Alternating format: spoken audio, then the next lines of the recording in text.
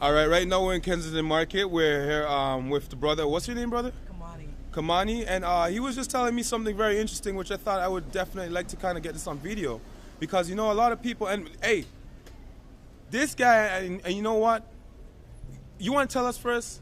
Because I'm going to give you guys a visual of him. And you know, Look at the way he looks. look at the way he looks. Swag. And you know what? A lot of us don't really know what it means to necessarily be homeless, right?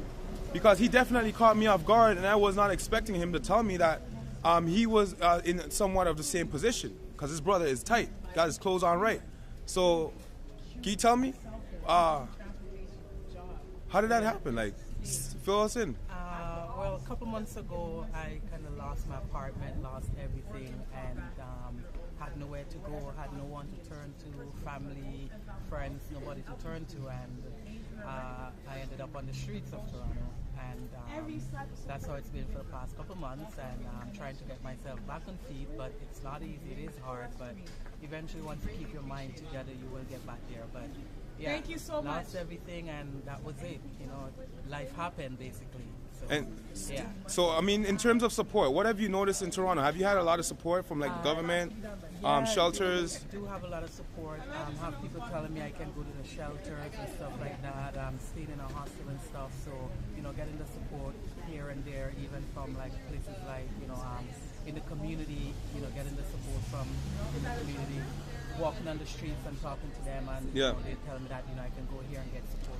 So I'm getting the support here and there, but there's more need to be done. Yeah. Because, I mean, you look at someone and you see them walking in the street, sometimes they think they're not homeless because the way how I mean, look at me, look at how I Yep, dress, but, yep. You know, I mean, I don't live anywhere, so Yep. that's, you know, that's how it's been, all right? Have you, because you know, one thing we've heard from some of the people, because I've, like, you completely caught me off guard, you know, and I didn't believe you at first. I was like, no, you're lying, you know? And you said, no, you kind of said, I live over there in a hostel, and I was like, wow.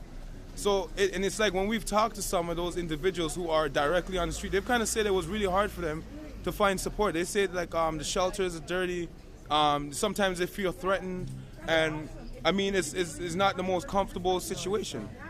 It's not. That's why sometimes when I look at people on the streets, I mean, I could have slept on the street, but I said, okay, I have a few little funds here and there saved up.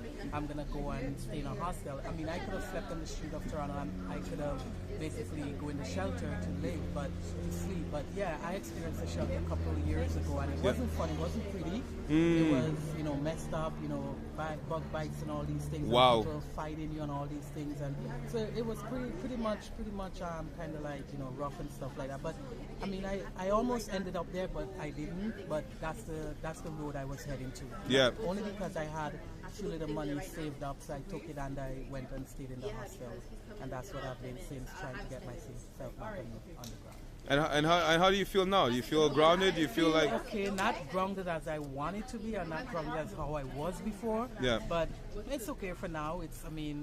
Winter is coming. It beats, you know, hell sleeping on the streets in winter, right? I mean, honestly, me being homeless, because when you say homeless, you don't just mean like, you know, you don't. I think for me personally, homeless means you have nowhere to sleep. Yeah. Right, because you lose your apartment.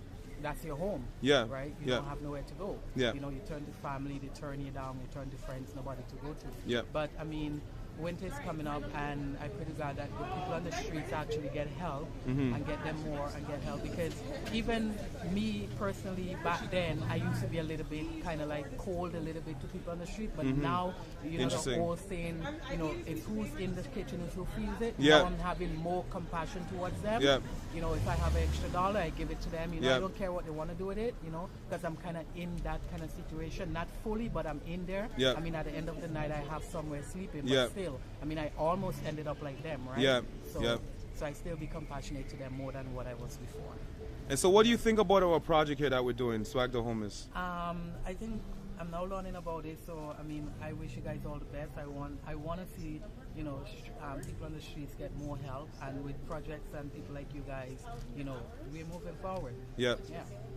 Thanks a lot. What's your name? Do you want us to follow you? Have anything you want to leave to the people?